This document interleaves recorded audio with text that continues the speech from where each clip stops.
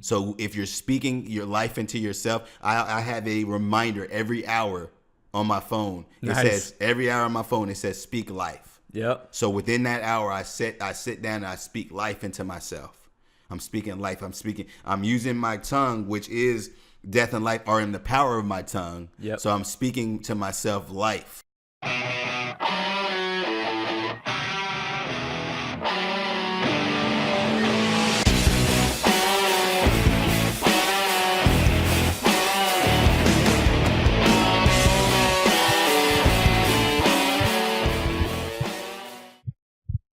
All right, JT, TD. TD Jake. You know him, TD Jakes. I was like, Jake, I know there's like some letters It's in gonna there. come out at some point. I know. Dude. I've heard him on YouTube, but I don't necessarily like intentionally look for him. Yeah. Usually comes up in like some of the motivation stuff, but I really like him. TD You kind of feel like have like almost like a TD Jakes. Oh, hallelujah.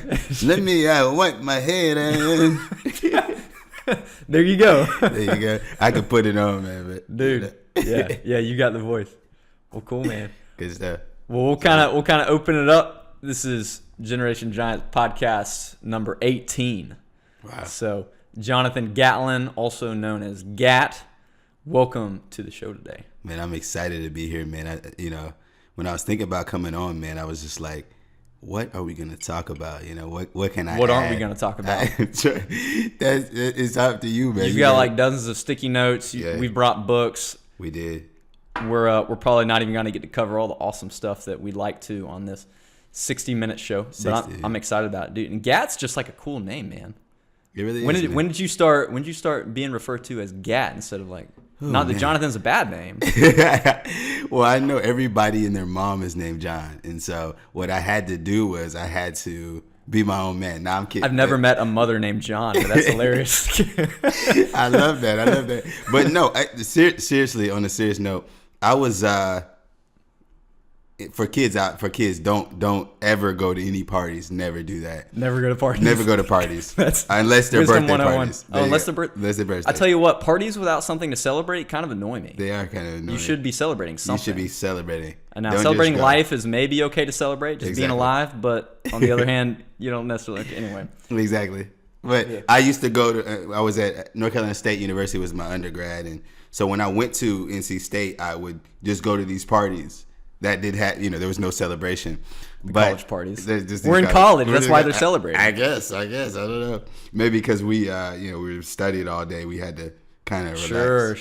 Sure. Everybody did. Not doing any studying, but yeah, I just went to these parties, man, and I would walk in, and a lot of people would, they would want to know who I was, and when I went as John, it was just like, the last 10 people were the guys that were the name John. And so I just walked up and I started just saying, Gat. And I just said Gat, and then I would make a little gun sign, and I go bang bang. And the girls would be like, "Oh my God, bang bang." I would be like, "Yeah, bang bang." They're like, "Oh, I love you. I love you." Oh my gosh, that must be where Kevin Hart got it. That's where Kevin Hart got it. It was for me. Yeah. Have you seen his stand-up where he goes on and on in a story, and he's like, "There's a raccoon in the backyard just going bang bang," and we're all. It's a good stand-up. Anyway, maybe or maybe not appropriate for all the audience. I don't know. Maybe. So you can shoot guns, but saving people, or animals. Save people or save it. Yeah, there you go. That's it. That's all you do. That's all you do. Yeah, but yeah, that's so hilarious. And I would tell them, I would say, hey, I don't use a gun like that, but it just was funny. It was hilarious. And so a lot of people would want to know me. They would want to be around me. They're like, hey, Gat's cool. Like, just because my name was Gat. And right. So it really stuck. Actually, crazy thing, man, a lot of people call me that. So when I hear Jonathan, it's like, that's weird. Yeah. Like, why are you calling me that? That means that they're not on that level of friendship with you. Yeah, exactly. Maybe. Yeah. I don't know. The only person that doesn't call me Gat is my mom. So fair enough. Yeah. Fair enough. That's it. What about the rest of your family? Do they? No, I'm kidding. They call me John. Okay. I don't. Jonathan, I'm telling you, man, Jonathan is so weird to hear. it's just like, what? Like, what do you call it? What a strange name. Just this is so strange. All kind of strange. Everyone's offending half the audience that's also named John. Yeah, half the audience, exactly. That's cool. Yeah, man. Well, give us a quick rundown of, are you from North Carolina? Of where you're from. You already kind of said where you went to college. Give us a quick rundown on sort of bio. Man, a bio, man. I'm from Houston, Texas, actually. And so I want to quick shout out to those people in Houston. That hurricane. Devastation. We're all praying for you guys, and we're really thankful for the first responders and things like that go out and take care of those people. But from Houston, I was born actually in North Texas. My dad was in the military, so another big shout out to those people in the military. What branch? Air Force. Okay, yeah, cool. And so he actually traveled from I was born in Texas. We moved to England. We moved back from England. We moved to New Mexico, Oklahoma. My goodness, Michigan for a time. My mom's from Michigan. Yeah, military families always moving. Always moving and things like that. But I'm not. I'll always tell people that I'm excited that I was that, because what that allowed me to do is allow me to meet different people. Yeah, allow me to connect with different people, and so I love just connecting. And so, but yeah, so that's where I started. That's where that's where I was made. Gat was made in Texas, but moved a great deal, man. Like I said, went to NC State undergrad. And what'd you major in? Sport management, actually. Okay. I was going to be a college basketball coach. I actually was a college basketball coach. What were you, center? You star center? Oh, most definitely. Dude, me too, man. Most definitely. 6'10" over here. What's up? Nah. Back in elementary school, dude, I'd tear up that center. Tear up, man. Let's go. Watch then out. I stopped growing, man. That's happened. It happens. Once I stopped growing, I did what only made sense, and I started playing football. Hey, that's it. There you go. Because that's what you do when you stop growing. I mean, but if you look like me and you're like skin and bones, like, dude, you can outrun everybody. Oh, I can outrun. I still can outrun. We had some fun playing kickball with the church. It was so fun. I was like getting on base, stealing bases. Then you changed teams, and I was like trying to call you out. Gat, this ball's coming at you. Yeah. I think I got one to you, but I think you caught it. I caught it. Yeah. Most definitely. That's the one where I think I ran in front of this girl because she was so scared. She was like, I could look at her face. She was like freaked out. Oh my gosh, the ball's coming. I was like, I'm coming. Stole the catch. Man. Yeah. Whatever you got to do for the team. You got to put the team in your back. You know? We're not about having fun. We're about winning. We're out. Win at all costs. None of that. It was a fun time, though. But back to it real quick. Undergrad NC State, like I said, sport management. Left there, went home for about a year. And I tell the listeners, in life, obviously you have a dream, and you have to do what you have to do for that dream. And so I knew I had to go back to the house for about a year in terms of maturation, but also a year to kind of figure out what that next step may be for that dream that I had. And so I took that year to get my mind ready, get my thoughts prepared for that next move that I had to make. And so moved to Charleston, was doing sport management. Actually went to the Citadel Graduate School, so finished up at the Citadel Grad School. And what was that degree? It was sport management again. Sport management, masters. Masters in sport management. Was a graduate assistant basketball coach for the team, and I always like to kind of talk about why I stepped away, and from that, because I remember a story. I remember a memory in my mind of some friends that I used to hang out with. Still talk to some of them. Sure. But we were in the car going to our high school, and one of my friends was telling me about how he wanted to be a basketball coach. And for some reason, there was this competition between us. There was just always this we were always competing. Was it still pretty healthy competition? It was healthy. More or less. More or less. Yeah. But obviously about girls and about basketball. Maybe a little profanity involved at the time. Maybe. Actually, man, what I love so much is my group of friends. We didn't do any drugs. We didn't do any alcohol. Nothing. That's awesome. That's pretty rare. It is rare. I mean, in high school, we didn't go to any parties rarely. None of that stuff. Right. Unless it was a birthday party. Yeah, unless it was a birthday party. Birthday parties. We were there, even if we didn't know the person. We were there. Yeah. You got celebrate them, man. You got to crash the birthday party. Dude, yeah, that could be the next movie. That may be the birthday next party movie. crashers. Yeah. We gotta do it. We gotta do it.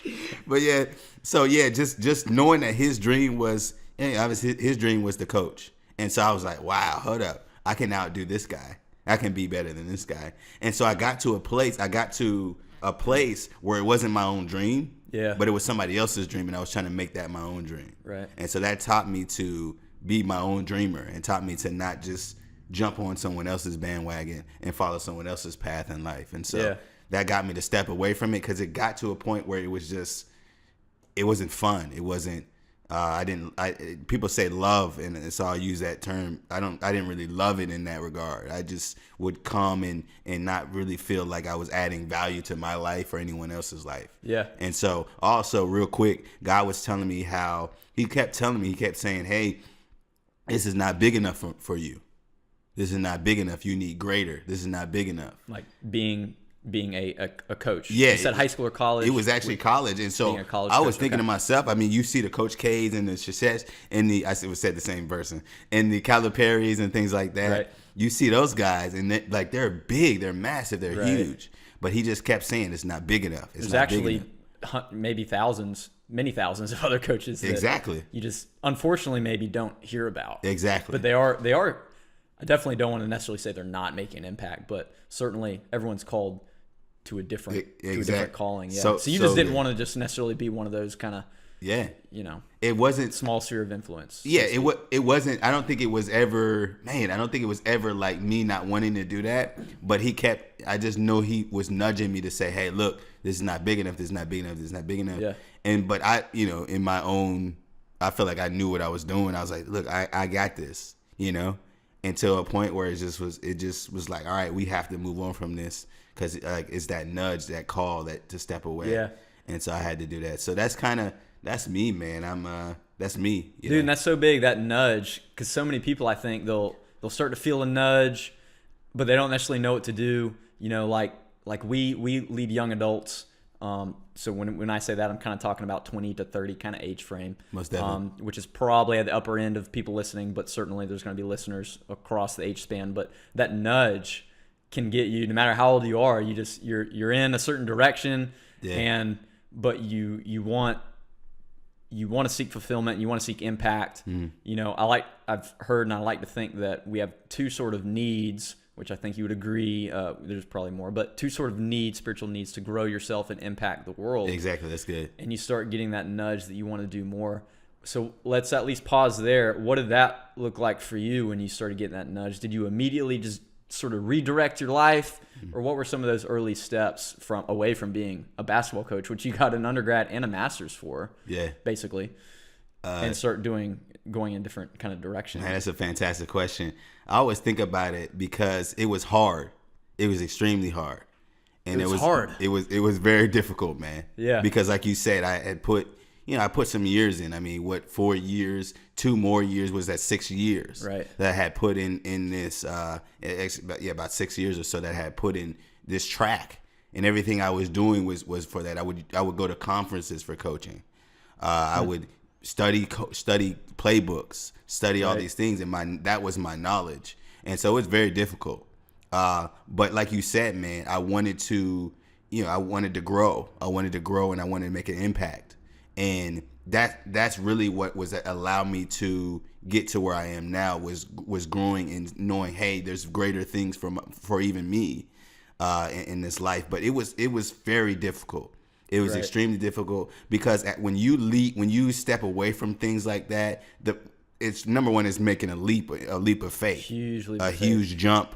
You're really jumping. You're trying to soar, but you may fall on some rock. Yeah, I love some of that rhetoric, but it just comes back to really just being a leap of faith, man. It just, even when it's cloudy outside, knowing that the sun will come. Yeah. Right. So there was many. I'm gonna be real. Like I told him before, I'll be real here. I know. There was many nights, many days, many nights where I would sit in my closet and weep and be like, Lord, God, like, where am I supposed to go? What do you have for me? Yeah. There was maybe 2 weeks of that, man, where I didn't even had no clue what he had for me. And so, but it just really was a leap. I'll tell a quick story. I love maybe filling y'all in on some of this stuff, but I had left. I guess I was in the moment of leaving. I was very close to leaving, and I flew back to Houston, back to Texas, and I may tell later on in the story. It may come out, it may not come out. But I had a difficult childhood with my father. He was doing some things that weren't good for the family, and so it was really, our relationship was always rocky. We never had maybe that father and that son time, and so that's why I'm so passionate about the things that I do to get maybe some of that time that maybe I lost with my father, and but if I have a son, I can have that time with my son. Yeah, learn from those difficulties. Exactly. And stop the cycle. Exactly. There you go. That's good. That generational curse, that generational cycle. But just back to it, I was, why I tell you that is because my dad and I, our relationship is great. I just actually called him before I got over here. Nice. Just to pray on me, that I can, add some value to the listeners. But, what we had together was we always went to church together. I'm talking about, dude. It's crazy, bro. We would get if there was a service on Tuesday, we would go. But we had service. We would go to Sunday, Monday, Wednesday, and Friday. When I was back there for a year time, just living with my dad and just. And is that just because your dad was just into church, or was he sort of staffed at all, or just why'd y'all go to church? Man, we just went, man, because there was different. Every night was something different, right, that we could receive. So Sunday was, obviously the Sunday service. Right. Monday was it was different sometimes. Maybe we do this, maybe we do that. Wednesday was prayer, so we went to pray. Friday was an opportunity to get around maybe a different thing, a different culture that maybe people haven't seen, where we would just be free in the presence. And just allow God to speak over us in that. So that service was really just a music playing where we would just go there and just pray and seek His face, and however God was leading us, we would do in that environment. And so those are the different things so we got some different. So that's cool. Different area of growth. Because even in the things of Christ, there's different areas of growth. Right. He talks about different gifts that you were given, different different. Obviously we're the hands and the feet, they're different. Right. Their toes are different. We got to have them all. Yeah. And so you have to, even in the church, you've got to develop your gifts. And so that's just different ways to develop our gifts in Christ. But just to come back to the story, I went to Houston, and I was going to a particular church because it was on Friday. It was that church, that service where we would just, we would just hear from God and allow God to speak to us. Yeah. But I came to my dad and I was like, hey, Dad, I got to go to Friday service. I think my dad and my mom, they were going to dinner or something, so they couldn't join me. But I was like, hey, man, I got to go to Friday service. I'm excited. And I was like hyped about it. I was hyped, man. And I was like, man, I get this. This is going to be good. And my dad was like, no, son, I want you to go to another church. And I was like, nah, I got this. Like, I'm going to do what I'm going to do. He's like, nah. He said, hey, no, this other church, there's a man of God, there's a prophet who may speak something into your life. So you're going to want to go there tonight. And I was like, and then my mom came in. When your mom, listen, when your mom come in, you better listen. Because she knows she's bringing the big guns. Hey, bringing the big guns. But when mom came in and said, hey, listen to your dad, she was that third confirmation. The Bible talks about confirming in threes, confirming in twos and threes. And so that was that third confirmation. So I went to that church. One thing I want to give to the viewers is when you're stepping into your call, when you're stepping into the things of Christ, the devil will be quick to tell you that you're in the wrong place. Right. He'll be quick to tell you that you're going the wrong way. And so I knew it was of Christ, because the minute I walked into church, the devil was trying to say, like, hey, why are you here? Like, you don't know anybody here. Like, why are you here? And I'm like, dude, this is church. Like, I'll come to church, whatever, either I know it or I don't know it, to receive from God. And so I knew there was something up. There was something I was going to receive. So sat in the service, and the pastor was talking about Elisha. And there's a story in Elisha when Elisha, a woman of God, comes to Elisha and said, hey, my husband died, and they want to take my sons from me. And so she goes to the man of God, and he's like, what do you have in your house? He's like, what do you have? And that's where it begins. God asks us, what do we have? Mm-hmm. What can he use? Will we give that to him so he can use that? Yeah. Right. And so there may be small things in your life that you don't believe that God can use in you, but right. that's all he needs is that little, like when the Bible talks about that mustard seed, that little faith step, that little step toward that faith. And so he said, so in the Bible, she says, all I have is a little bit of oil. And he's like, okay, I can use that. And so he said, hey, look, go get buckets. It wasn't buckets back then. They don't call them buckets, but I want to say buckets. Right.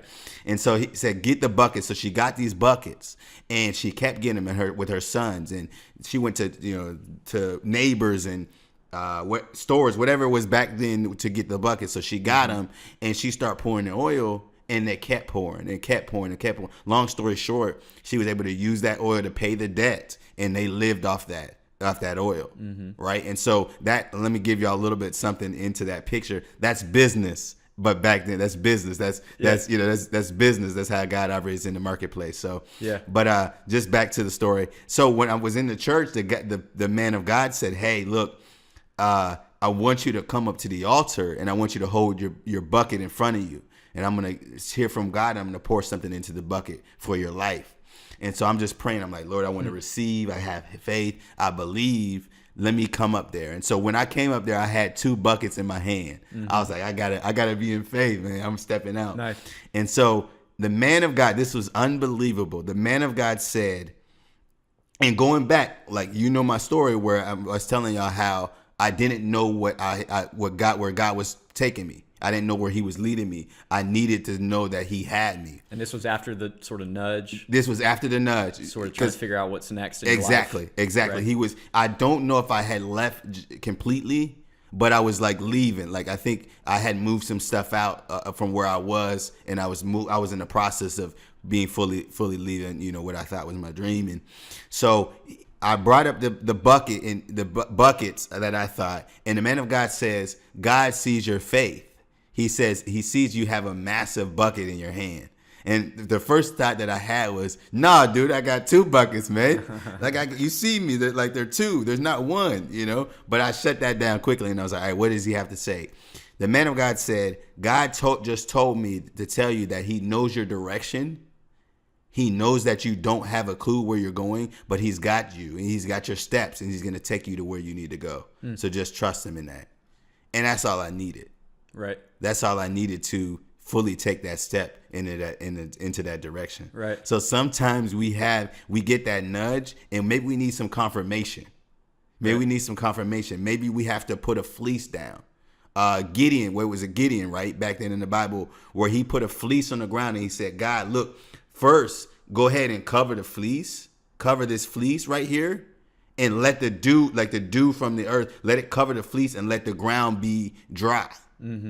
Then I'll do it. But first, before he did that, he prefaced it by saying, Lord, I do apologize that I'm putting you to the test right now. But if you would do that, I would trust. And so the next day he comes back to his fleece and sees that, it's wet. The fleece is wet, but the ground is dry. Right. The next day he's like, well, Lord, I'm sorry. Like, I'm coming back to you. If you make the ground wet and the fleece dry, then I'm going to take that step of faith. And so the next day he comes back, the ground is wet, the fleece is dry, and he steps in and he's like, all right, that's my confirmation. And so he moves forward, right? So many of us are like, oh God, like we can't ask God why. We can't get a confirmation. Sometimes we do need to take that step forward, that first step, and he can honor that. But sometimes we need to say, Lord, please show me. And he doesn't mind. He's shown people. He's revealed things to people already. Why would he not? God says, what does the Bible say? I'm not a respecter of persons. If I would do one thing for one, I'll do the same thing for another. So if he asks God, hey, give me a sign, give me something, give me confirmation that I'm in your will, because why would God not want us to be in his will? Right. And so he showed me that. And so that allowed me to say, all right, let me step into this next path for my life. So, yeah, that's so awesome. Yeah. And there's so much to that. Because I think sometimes there's two kind of points I'll make. Sometimes we want somebody to tell us exactly what we should do, give us their opinion, when you don't need someone else's opinion. No. You want to know what God's plan is for you. If you're a believer, and if you're not a believer, then that's another step, that's another leap. and there's more influences that you may need to listen to. But Yeah. but I think that's so good that the pastor said something that he believed was from God, and it spoke directly to your need. And it wasn't necessarily you need to turn away from basketball and go in this direction. It was just that it was almost assurance. It was validation, and it spoke into you. Yeah. And from there, I mean, you were already connected into faith. And from there, that just stirred up a lot of other things in your direction, which is great. And then I guess the other point I'll touch on is that there's students that go through difficulties and struggles, whether you consider yourself a student or you're kind of a young adult, and you know, you're always asking why. Yeah. And I think some of the points you just made were everything is connected. You know, there's a picture being formed, and it's tough for us to see it in the moment. You can't really see the picture that's being drawn when you're kind of in the process necessarily, but you just have to believe, I think, that a picture is being drawn, the dots are being connected, and then you get to tell stories, you know, years in the future of how it all connects, which is really fun to hear. And so let's continue that then. So you turn from there, and you're how old at that point, more or less? I was, I think it was 2 years ago. Yeah, it was 2 years ago. So I was 25. Wow. Okay. Yeah. You're 27. 27 okay. now. 27 yeah, right now. Awesome. And so right now, and you know, we're getting to know each other more. You're a brother in Christ. We're in ministry together. We did the college ministry together as leaders, and you're so big into personal development and books, and we're going to get into books in the second half a lot more. We're going to dig in. So was that kind of the turning point where you got into some of the new influences, if you want to call them that, where you started really developing yourself in a different way, or have you always been into those sort of influences? Mm-hmm. That's a great question, man. I've always wanted to be great. I don't know what that really looked like, but I've always wanted to leave a what is my words? I want to leave something for somebody else, right? Leave an impact is my word, right? And so I've always had that desire to leave that impact, and I've seen greats, man. Like I'll name Martin Luther King Jr. It always comes to mind, and how he transcends time. Like how we always look back and say, "Hey, look, excuse me." He moved people. He helped people, and people look back and say, "Hey, he made an imprint on my life." And I don't believe we're on this earth to be about ourselves. Yeah. We have to be in the people business. And so I've always wanted somebody to we're all in the people business. We're all in the right? people business. Whether you necessarily like it or not. Exactly. And so if I my greatest goal, I'll give this to y'all. One of my greatest goals is to inspire 1 million people from stage, to move somebody, to tell them, hey, look, you can be greater. You see the failures and the mistakes that I've made. Don't do that. You know what I'm saying? One of my mentors taught me so much in my life. A lot of people say experience is the best teacher, which is, I think that's a great point, but I don't believe that's the right point. I think someone else's experience is the greatest teacher, right? Sure. The reason for that is so many people have gone before you. And so if you can eliminate the things, like if you can look at what they did and maybe walk a different path of what you thought you were going to go down. For instance, like my dad always told me, hey, look, stay away from drugs and alcohol. Stay away from them. Like be far away from them. Right. But if he never told me that, maybe I experienced it myself, and I would have, I'm not where I am today. But I've very minimally stayed away from that stuff. Right. And so his experience with his father, who was doing drugs and alcohol, that experience that he had, he tied it to me. And so I use my grandfather's experience to not get into that position to in life. And so, but kind of back to your question, when I stepped away from it doing what I wanted to do. Right. And so I'm going to be real. I told you I was going to be real. Yeah, man. After I stepped away from coaching, I got into a business venture with some guys who, and this is going to be very, very, I'm going to be, like I said, I'm going to get real with y'all, who were doing some illegal activity. Okay. And so for viewers that are young, ask questions to other people. But seek God, know that He's gonna tell you what to do and what not to do, right? And so like you mentioned earlier, we can come back to this and laugh at it how silly it was, but in the moment I was listening to myself. Right. Well, you probably saw the big money figures. I'm sure they threw up dollar signs. People in their young 20s. I mean, there's so many especially nowadays with information, there's so many people trying to get you into some kind of get rich quick scheme. Mm-hmm. Maybe it's legal, but I guess in your case it was illegal. Yeah. Was it one of those things where it was illegal, but you couldn't? It was kind of deceptive, or kind of what did that illegalness look like? It was illegal in terms of it may have been some laundering of money. So it was very, very, very, very bad, man. It was extremely bad. And so like taking money from customers. Yes. What did that? Yeah. Okay. So what it would look like was, I'll tell you a little bit about what was going on. We were getting it was a Craigslist thing, right? So it was on Craigslist. It was opportunity to make some great place to find great place careers. To find great place. So y'all don't, and I want to give this to y'all so y'all don't step in and do some of these things. But I went on Craigslist because I wanted to find something quick. I wanted something to be quick, make some quick money as I was transitioning to wherever I was going. But I didn't listen to my mom. So young cats, listen to your mom. I promise. She was saying, John, this doesn't look good. She was saying, just get a regular job and build from there. Yeah. Build your life up from there. She was giving me some great advice, but I was at the point in my life where I felt like I knew what I knew. Right. But the thing is, when you look back at yourself and you're where you are, it's because of you. Every choice that you made leads to your life. Right. And so I learned that now that, wow, everything I did, the way where I am in life is because of the choices that I made. Right. And so I didn't know that back then. And so I got with these guys. They acted like they had a townhome or something for people to go to or a mountain home or something for people to go to. Okay. And they would collect money, and there would be no townhome or mountain home. And they sent the money to me via some bank accounts, and I would send it to other people. Right. So I was the middleman.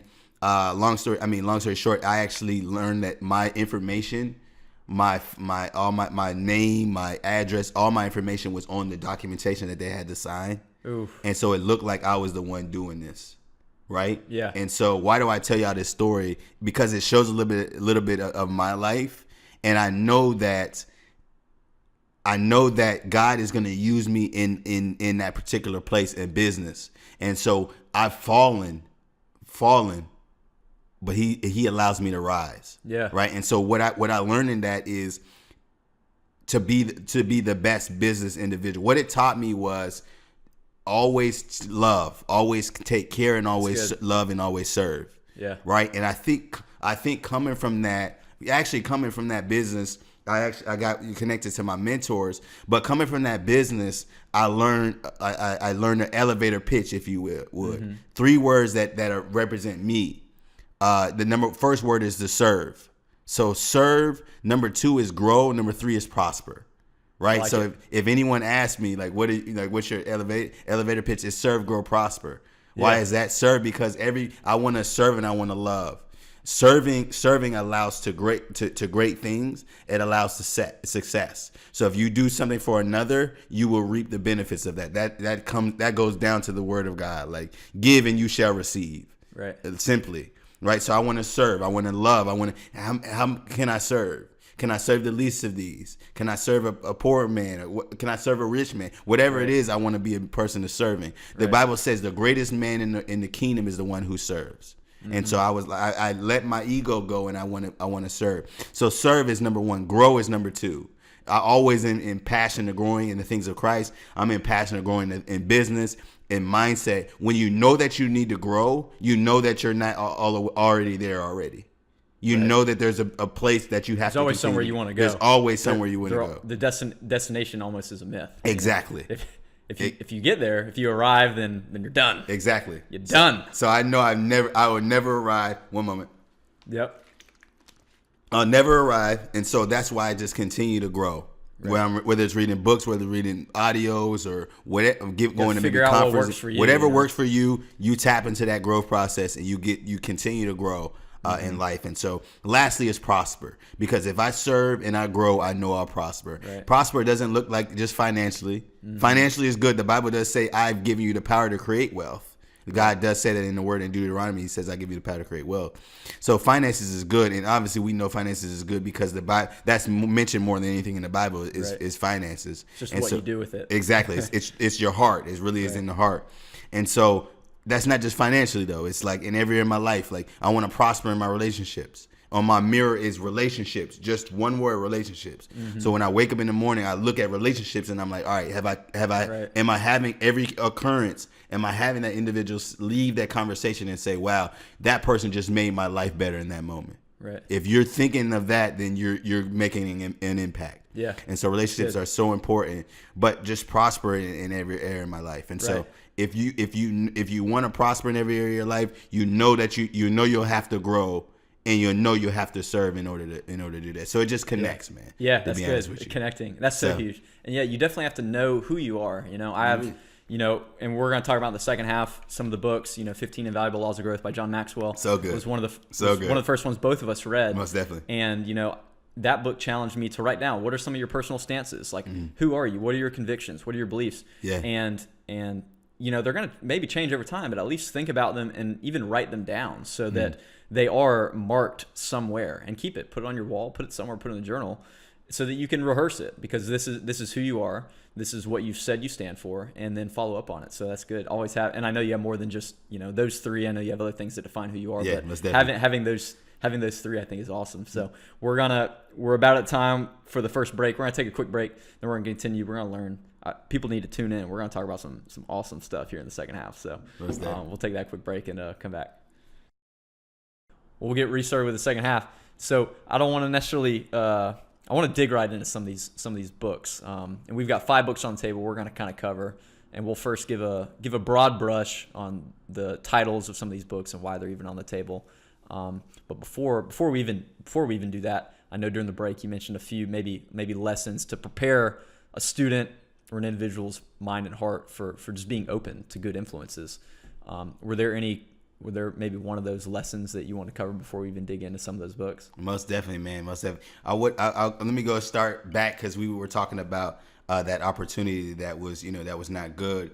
Over time, I realized that it wasn't good, and so I was seeking God and praying and figuring out how can I get out of this, in the right place. And I stepped away from it. Really, what moved me was 2 things. 2 individuals actually moved me away from it. 2 people that I had impacted negatively, who reached out to me and said, whatever they said. And so I knew that I wasn't making the impact that I wanted to make. And so I walked away. Thankfully God protected me in that. And they're always in the back of my head. They're always in my mind that I want to reach out to them and bless them when I can, financially and business. But I stepped away from that, and what happened was I was willing to give that up. There's some things in life you got to give up. You just have to, because God's going to put greater things in that place. And so I gave that up, and I stepped into an opportunity. I actually got approached by a guy who told me about another guy. He and his wife had started their own business. Networking there. Yeah, a little bit networking. That's what you get. You got to know people. Yep. They started business at 18. They actually were able to retire from their jobs in business at 21. And I was like, what are they doing? Like, what's going on? Like, what can I learn? Because they were interested in mentoring. And they said, I went through a process for their mentorship, and now I'm being mentored by them in about 2 years or so. And so I'm actually on my way from business success. I'm very close to having success in business, where I can kind of free up my time and do other things like speaking and building companies and things like that. And right, pursuing your passion, pouring into others. Exactly. And maybe as far as a numeric, how many mentors? You mentioned mentors so much. How many people do you stay in touch with on a regular basis? There's definitely 2. There's definitely 2 in particular. Okay. Obviously, a guy by the name of Drew Tidwell. I'm such a fan of Drew. Of his person, of how he carries himself in business, but not only in business, people truly know that he's a man of Christ, and he doesn't hide for that. He didn't, he didn't hide a lot. Just being successful doesn't necessarily mean you have a great reputation. Exactly, as being a good, honest person. Exactly. So it's awesome. Yes. Yeah. So he doesn't hide from that at all. He talks about Christ, even in the interactions that he has with people. And a guy by the name of Aaron Hall as well. There's another guy that I'm I love a guy by the name of Danny Snipes, and he really talks about there's so many lessons that I've learned from the Bible, from the kingdom of God, and that he's talked about it, and I've gone back and seen that revelation for myself. I think a lot of times, let me give this to the listeners, viewers. Viewers. I always want to say viewers. We need to create a word that combines them both. You almost had one right there. That's what I was getting to, but it didn't come. Visioners. Let's do that. I like it. So for the visioners, that's great. I want to give y'all this.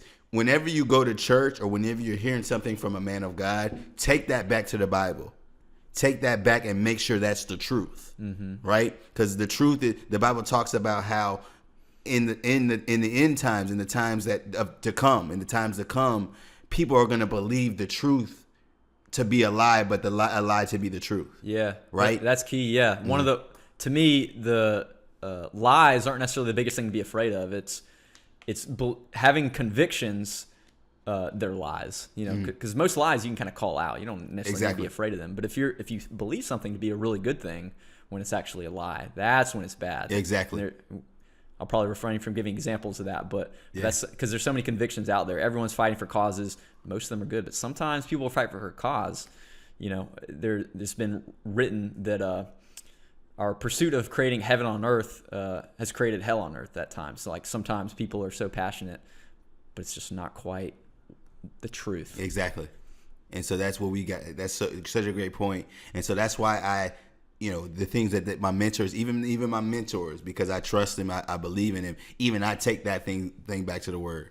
Because if it lines up with the word, then it's correct. If it doesn't line up with the word, then it's incorrect. That's me. I mean, I'm not telling y'all that, but that's just me as an individual. Yeah, absolutely. That's me. So but you've got a handful of mentors. That's key, man. Everyone's got to have good influences. Exactly. You have to. There's different people that may be where you are in life, or they may have experienced what you've experienced. Yeah. Right. Some people may not resonate with you because they weren't from the same place. They didn't come from the same place. Right. Or they didn't do some of the same things. You got to figure out your flavor. Exactly.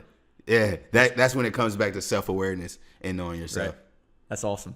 So. That's awesome. Should we dig into some of these? Let's dig into some of these, man. So what are the 3 books that you decided to bring, which have been just 3 of the many awesome influences in your life? What are the kind of the titles? The first title, man, is a book called What to Say When You Talk to Yourself. I think it's by Shad Helmstetter, man. Shad PhD. Helmstetter. PhD. Cool. Yep.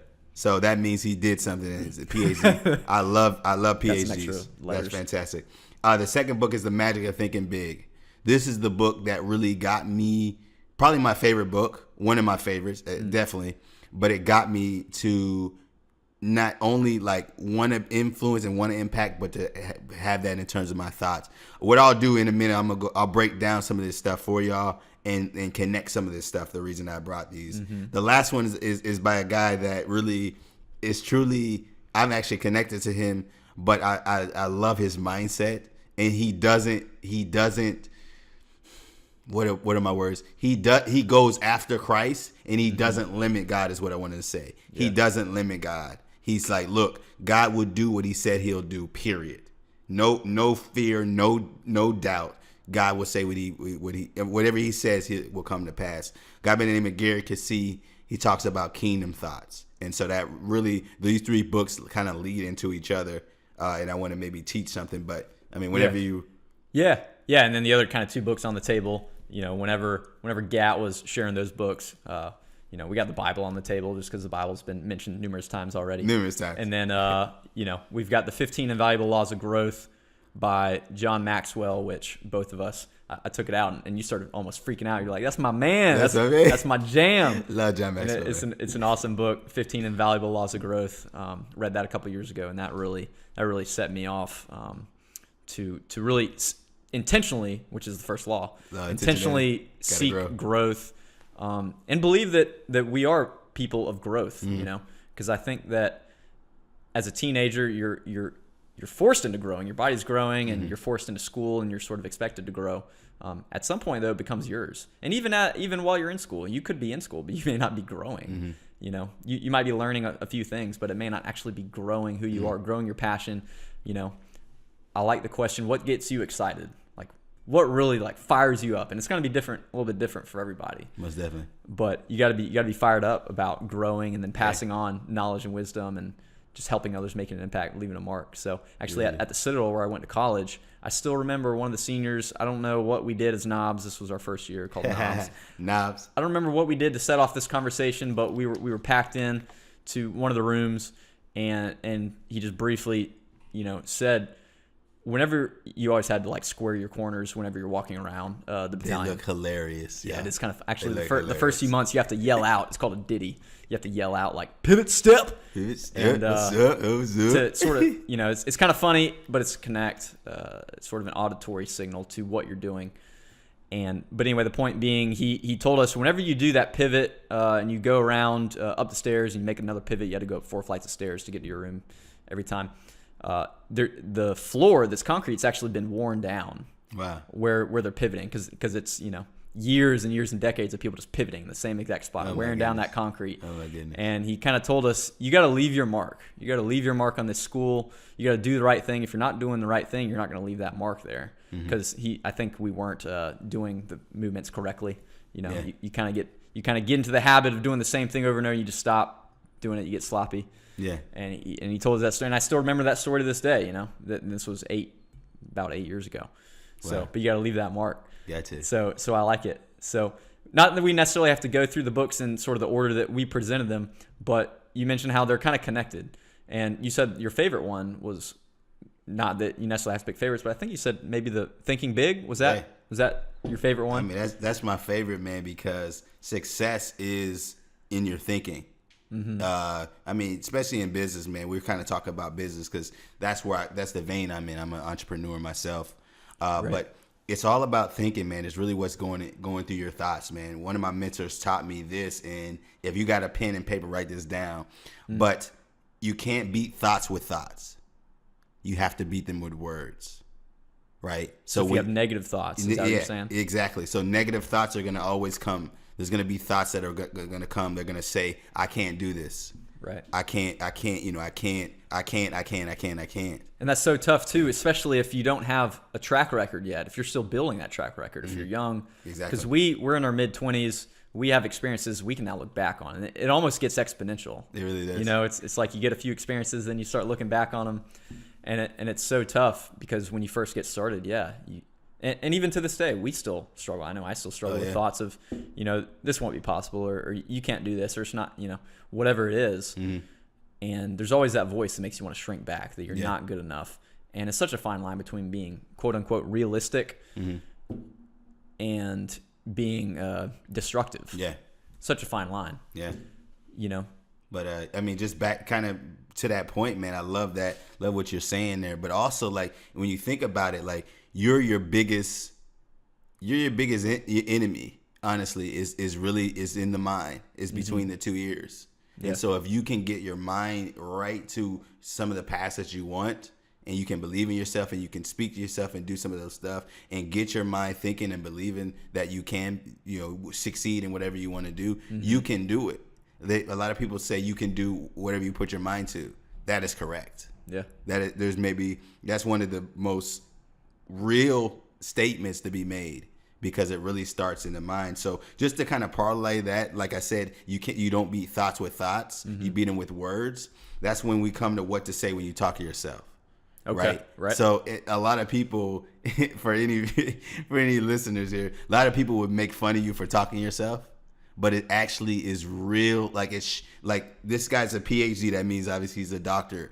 But he really talks about what it really means, and literally, like, subconsciously when you talk to yourself. He says in the book, that when you're talking to yourself and you're speaking the right thoughts to yourself, that you literally subconsciously believe what you're saying, and you'll make whatever you say happen. Yeah. So if you say, I want to be a successful lawyer, and you keep saying it, your mind will believe what you're saying, because literally your mind, and I want to give y'all imagery, your mind's a computer. Okay, so if you sit down at your computer and you like plug a J into the screen, your mind is going to, like, it's going to be like, you're going to see that on the keyboard, you see it on the screen. So your mind, whatever you're plugging your mind into, or whatever your mind is plugging into, whatever you're programming it is what I want to say, then your mind is going to follow that. And so that's why I like to program my mind with positive things, whether it be positive music. Always want to look at things that are positive. I always want to, things that are going to get my mind, my subconscious to believe and receive the right things. And so that's what is so good. But not kind of jumping from that, y'all, I want to give y'all a few things from the scriptures as well. You're drawing to those sticky notes. I look at this. Buddy. But what I said earlier, take everything back to the Bible, or take whatever you, if you're a man, if you're a Christian, if you believe in God, take everything back in the Bible. Even if you don't, I think you can still learn from the Bible. Exactly. Just because we talk about the Bible and you may not believe in God or Jesus, because there's different leaps there, you can still believe there's wisdom in the Bible. There is wisdom. And the products of what the Bible's done for people throughout history is amazing. I think you can't deny that. You can't deny that. People who follow God, certainly there's goods and bad people throughout history, but you can't deny there's been fruit produced from the Bible. Massive fruit. So if we take it back, like I said, if we take it back to the scriptures, there's a few verses that really resonate to me. Is this where I need to grab the Bible? No, I'm fine. Actually, okay. I mean, if he wants to hey, always good to have the Bible out. But I wrote down Deuteronomy 3:19. I'm sorry. I can't even. Deuteronomy 30:19. And what it says is, I have set before you life and death, blessing and cursing. Now choose life, so you and your children may live. Right? Why did I bring that up? Because later on in the word Bible, in Proverbs, it says, Proverbs 18:21 says, death and life are in the power of the tongue. Right? And so back to Deuteronomy, he says, I have given you life. I set you before life and death. Those two verses connect, because what is life and death in the first one? It's the power of your tongue. Mm-hmm. So if you're speaking your life into yourself, I have a reminder every hour on my phone. It says every hour on my phone, it says speak life. Yep. So within that hour, I sit down and I speak life into myself. I'm speaking life. I'm using my tongue, which is death and life are in the power of my tongue. Yep. So I'm speaking to myself life. And then from there, you can speak life in others, because you can't really give what you don't have. Exactly. That's so good. If you speak life in yourself on the hour, oh man, the things you can do for others, and then that's just going to compound, and they'll begin speaking life into themselves and then into others. Exactly. Just create an exponential impact. It'd be amazing. Yeah, I mean, it comes, like you said, it comes down to, like, what are we hearing? Like, what have we been spoken to? Right. We've heard, like, I'm not great, I'm not good, or I'm not good enough. Everyone's heard that at some point. There's even some of those small sayings that we hear and we speak to ourselves, and like we haven't been reprogramming our brain. Like, just some of those small things. And so that's why you want to just catch those things. Because another verse that I have is, I love Mark 11:22 and 23. Mark 22 says, have faith in God. Right? It says, have faith in God. 23 says, whoever says to that mountain. So, oh my goodness, it talks about saying, like, at the who says to that mountain? What's the mountain? The mountain is anything that is not right. Anything that's coming against you that's not right. There may be mountains in y'all's life right now, at being young, of where you, like, people don't want to hang out with you, or people don't want to be around you, or there's maybe a test coming up, or something that is coming in between what is good and what is right. Right. And so that's what the mountain is in your life. There's going to be mountains in your life. They're just going to be. Yep. It just happens. Like, you probably had multiple mountains come against you. Oh yeah. But just to come back to the verse, it says, whoever says to that mountain, be removed and be cast into the sea, and does not doubt in his heart, will have whatever he says, essentially, right? I'm kind of paraphrasing. Mm-hmm. But so it's the speaking that happens first. So if you're speaking to those things, like Gary, like, it comes back to this kingdom thoughts. I'm going to jump into that as well. Yep. Kingdom thoughts. Gary says, look, I speak these things. So if I want to have success, like, I'm the most successful, I speak them. And like I said earlier, mentally, subconsciously, your brain is picking everything up that you're saying, and it's going to find a way to get that thing done. Yeah. So from that, you get to your thoughts. You know what? Let me open something. Let me open this book real quick. Yeah, I want to point to something here. I know you probably got plenty of stuff underlined. You got some sticky notes in there, stuff you want to read. Definitely. If you got like a paragraph, I don't even know what you got, what you wanted to dig into. I just want to give to this kind of these 5 steps. So the book says the self-management sequence, the 5 steps that control our success or failure. So number 1, it says your behavior, okay? And it says your behavior is predicated on your feelings, okay? Yeah. Your feelings are predicated on your attitudes, okay? Your attitudes are predicated on your beliefs, and your beliefs are predicated on your programming. So what are you programming in yourself will lead to your beliefs, which will lead to some of your attitudes, would lead to your feelings, and then at the end it would lead to your behavior. Yeah. So it starts with programming. What are you programming into your mind and to your thoughts? Are you speaking the right things of your life? Right. You know, whatever you have. What the Bible says, what you have, whatever you say that you would have. I'm just paraphrasing, but you have whatever you say is what the Bible says. Right. So if you speak the right things. I'm gonna have a great test. I'm gonna get an A on my test. And you speak and you speak and you speak. But not only do you speak it, but you study. And so you can be prepared. Misconception about faith sometimes. I believe I'm gonna make an A. Let's go play outside. It says what does it say? It says faith without works is dead. So you still have to have that work component. Still have to have that. But you speak those things into existence. And so, but yeah, that leads to The Magic of Thinking Big, one of my favorite books, because you have to have a big thought process. But if you're thinking, what are you thinking of? What are you thinking on? And that's where kingdom thoughts come into play. Yeah. That's where kingdom thoughts come into play, to have those kingdom thoughts, to be thinking like long term. Some of you guys are young, so maybe you won't experience this in your life, but I've found myself maybe just going through the motions sometimes, where I'm just going through life. I think that's anybody and everybody. I think it may be. I think we're conditioned, we're habitual creatures, Exactly. That's always going to be where we naturally want to go. Just going through the motions, don't have to think about anything. And there's a time and place for that, I think. Thank God that, whenever we drive around, we don't have to like, oh crap, I've never been here before, when it's somewhere you've been every day. It's like, it's like, thank God that, we can kind of, in a sense, go through the motions in some ways, but free your mind up to do other things. But sometimes we go through the motions for things that are most important. Exactly. Yeah. And so what I was taught by mentors was teaching me that you live and you do things in this time, but you always have to have a thought to the future.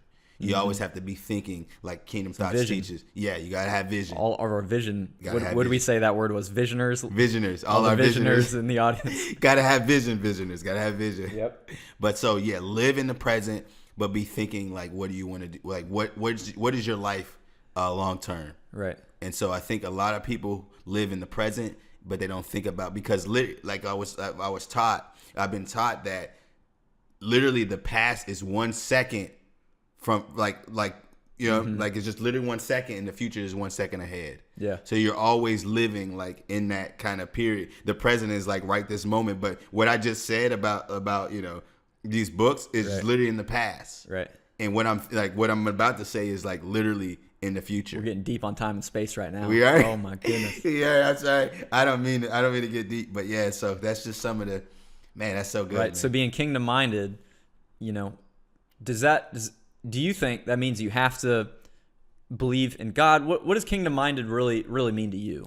Kingdom minded means to me that whatever I'm called to do, I do it. I do it, and I do it in a way that I don't quit, man. I don't quit. Yeah. Like, I know that at the end, I want to be able to look back and say, I did this with the right intentions. I think kingdom minded is intentions as well. Yeah. Like, are you thinking, like, are you doing something? What are you doing something like for? Doing it for others. Are you doing it for? Are you in the king? Like he said, like Gary says, I say it. Are you in the people business? Yeah. Do you care about people? And at the end of the day, that's really what it's about. Yeah. That's why we're here, to love each other and be about each other. And so that's what kingdom minded. I think. I love that. Whatever you're doing, what are your intentions, and are you thinking like long term? Like, are you think like what kind of impact this is making of what I'm doing? Yeah. I think a lot of people, man, it's sad to see a lot of people are just really going in life just like, all right, I'm content. I'm content. Like, Right. have you stepped outside of yourself and said, how many other people can I impact with some of the things that I'm doing? Yeah. So, I think if you're in the people business, I want to tell y'all this: if you're in the people business, you would have any type of success in life. The three things you mentioned earlier about yourself, those things will probably be a lot more likely to occur. Oh yeah. The prosperity, you'll grow, And I'll serve, man. and you'll serve others. Serve, grow, prosper, man. Dude, that's For sure. awesome. Yeah. That's awesome. Well, then any one or two other thoughts that we have, whether we've covered them or not, that you would really like to speak into that next generation? Man, I guess since we're talking about entrepreneurship, obviously that's where I come from. Right. What I would give to our visionaries, Yeah. I'll give to our visionaries is really just believing and having faith, right? And faith is not faith. Let me give this to y'all. Faith is not a Bible term. It's not a preachy term. Right. Faith is literally what a farmer does every single day of his life. Right. When he goes out into the land, he sows the seed. He knows that seed, where the faith is not in like that he planted the seed. The faith is knowing that he's gonna have what he's gonna plant before it's even planted.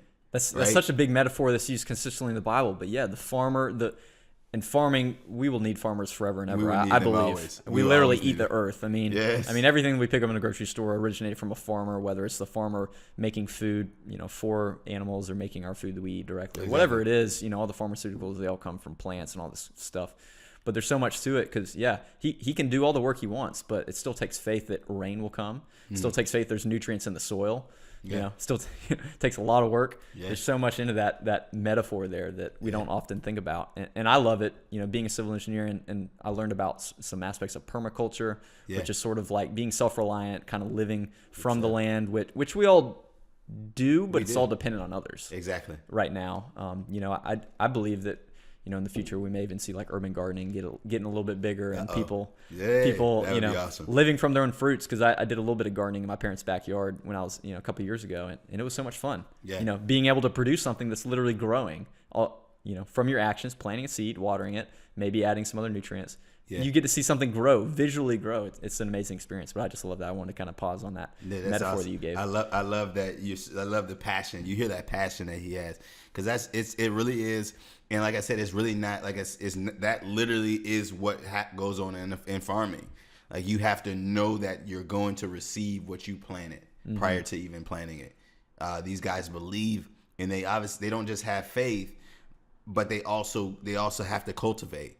They have to use the land correctly, put nutrients into the land. Whatever it takes to be a farmer, they've got to plant. There's a lot to it. Exactly. It's so much. I'm not even touching anything that they do. If a farmer came in, he'd be like, "No, dude, like, I do way more than that." Yeah. So any guys who want to be farmers, like, it would be awesome to hear about what you actually do. But yeah, so I love faith. So you have to be in faith. You have to operate in faith. You got to believe that you can be successful wherever you want to go. And one lesson I learned from, and this is going to be maybe more for believers or anybody that believes, but also I'm going to take it in a way that for anybody that may not be non-believers as well. But one of my roommates who's working with me, and I didn't mention this before, but I actually have my own tech company. We're excited about what we're doing in the technology sector. We believe we'll be very successful in tech, really help we're serving a lot of people. Yeah. But one of my roommates actually had a business of his own. He was doing some online e-commerce stuff or whatever. By the way, e-commerce is going to be huge. So if you can tap into that as a young guy, step into that. Yep. But he was doing e-commerce, and I just saw that he had a level of success in business. So I asked him a simple question. I said, "What do you predicate your success to?" And he told me very, very, like, he thought about it because he wanted to be precise, but he said, "Look, obedience to God. I was just obedient. That's all. That's all it was." And it's funny because I don't know if any of you guys do that word for the year, but I mentioned a couple podcasts ago. Mine. Well, I don't care about me. I care about you. Keep going. No, it's fine. It's okay. Actually, maybe 3 years ago, during the time where I was like I said earlier, I stepped away. I was, not that I stepped away, but I had just left college and I had that year of time to kind of figure out what place I was going to go for coaching. My word in that time was obedience. And I can't stand that word, y'all. I can't stand it. Like it's one of, sick to my stomach. It's so bad. I'm getting sick right now, dude. I can't stand it. Yeah. But I really it really brought me back to that and seeing was I obedient? And the way that I'm taking this is look, there's people that are going to speak into your life. And they may be speaking the right thing, and you may have to obey some, especially for you young guys, who still have parents. Yeah. Your parents are trying to help you. They're trying to speak maybe the right things in your life. If you're just being obedient to that, that's going to be success in your life. Yeah. And so he just really broke it down to obedience. Yeah. And so faith, obedience. What else, man? Just I had a saying. I used to have a saying of the 4 P's. I think number 1 was purpose. Yeah, it was purpose, perseverance, persistent. No, it's purpose, persistence, perseverance, picture. That was my 4 P's. Nice. I believe you got to have a purpose. You got to keep going. You got to persevere. Love perseverance. You got to be persistent. You got to attack it. Keep coming at it. And picture, like you mentioned earlier, you got to have a picture, right? Why do I say that? Because that's some of the principles that I was able to use. So faith, obedience, persistence, purpose, but also picture is so important. One of my mentors taught me to stop being process focused, but to be outcome focused. There's a difference. A lot of people are worried about what process it may take. When you can remove the process is important. Let me tell y'all, the process is important. Sure. It's extremely important. But when that's when you get back to those kingdom thoughts. You're thinking this is the outcome that I want from my life. Why do you have the process in the first place? Why do you have the process? In my engineering firm, which is a pretty entrepreneurial company, one of the core values, there's 5 or 6, is results over process. That's one of the company core values. Which for those that are about to embark in their careers and whatnot, ask questions to the company. Even though they're interviewing you should kind of be interviewing them. Exactly. You're going to add value to them. Yeah. That's at least the goal. And ask them what does their company stand for? What are their core values? Do they have values? Some companies just kind of, do whatever. Their bottom line is the money, not necessarily having a good culture. So, but I love that about results over process. And I love the point he made, because I actually had I had an interview in my company. I actually work for a tech company over here. But I had an interview for a greater job in my, greater position at my job, and I asked them questions. Yeah. And just to validate what he just said, they looked at me in astonishment that I had questions. Yeah. They looked at me and were like, "Wait, you have questions for us?" And my questions were predicated to what do y'all see? What is y'all's vision? Yep. And some of those questions. I like it. I did similar stuff when I interviewed for my current job. I asked them what's their capacity on employees in their current office that they're leasing, and what is their vision? What if they outgrow the office? What are we gonna do? And they answered them very well. But I love that, because you're gonna commit 2,000 hours or so to your place of employment, and you want to learn everything you can about it. Most definitely. That's good, man. That's awesome. Well, dude, we are closing in. We are running short of time. I wish we could keep going. Is there, as we close, you mentioned your businesses. What would you like to plug? What would you like to give a shout out to? That sort of thing. Man, I want to plug mentorship, man. In entrepreneurship, a lot of people step out in faith, and have their own business. Find people that are in that business model, or in that place, and ask whatever it is that you're doing. Find people that will be willing to come alongside of you and teach you and grow you and help you develop. Personally, in my life, if I didn't have my mentors, I wouldn't even be able to talk to you guys about entrepreneurship, about mentorship. I would have no way, had no thought process, no mindset, like you mentioned, I love core values. I wouldn't have my core values that I have. And so mentorship is key. So whoever you are, however old you are, have a mentor. Find somebody that can speak into your life and allow them to speak into your life. Yeah. Lower your ego. A lot of guys have a lot of ego. Lower that ego. Allow people to help you in that regard. But I want to plug the mentorship in. Go ahead and check out U Head Start. U, like the letter U, and then Head Start. Okay. So you, then Head Start. That's actually my dot what? youheadstart.com. Okay. Okay, we're actually moving our brand. We're actually going to go ahead and call ourselves Pangea. It's going to be the new name for our company. So I want to plug that. Yep. Also want to always shout out to my mentors, Aaron Hall, Drew Tidwell. Love those guys. Yeah. Man, like I said earlier, man, want to pray for those people in Houston. I want to pray for these people, here, man, when in Georgia and Florida, and got these a big hurricane hitting devastations. Florida right now. Yeah, there's one brewing right now as we speak, man. But want to throw those guys out. Want to plug my mom. I love my mom, love my dad, my brothers, my family. Man, just John Maxwell, Shad Helmstetter, David Schwartz, just these guys who have gone before us and added value to our lives through books. Yep. Man, there's just so many Can't other thank people. him enough. There's so many other people. Jesus Christ, want to plug this guy real JC. quick. That's JC, right. what's up, man? I thank you for what you did.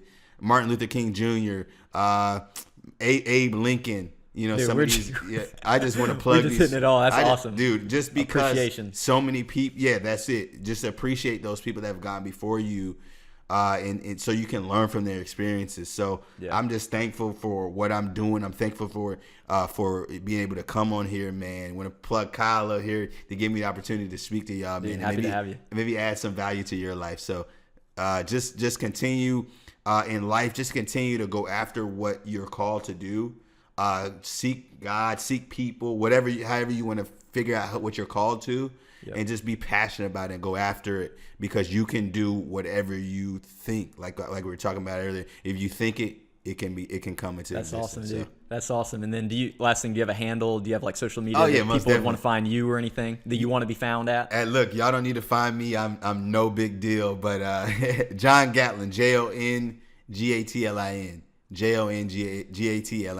Gatlin's going to be the handle. I think that it's the handle on everything. So check me out, Instagram, Cool. If people Twitter, have questions or whatever. Facebook. If y'all have questions, and I always will. I love to spend time and talking to people, maybe add some value to their lives. So. That's awesome, dude. Well, I know you added some tremendous value for our listeners. So Thanks, man. Thank you so Appreciate much for having me on the show. It's been a blast. We'll have to do it again. We were meant to live for so much more, and we lost ourselves somewhere.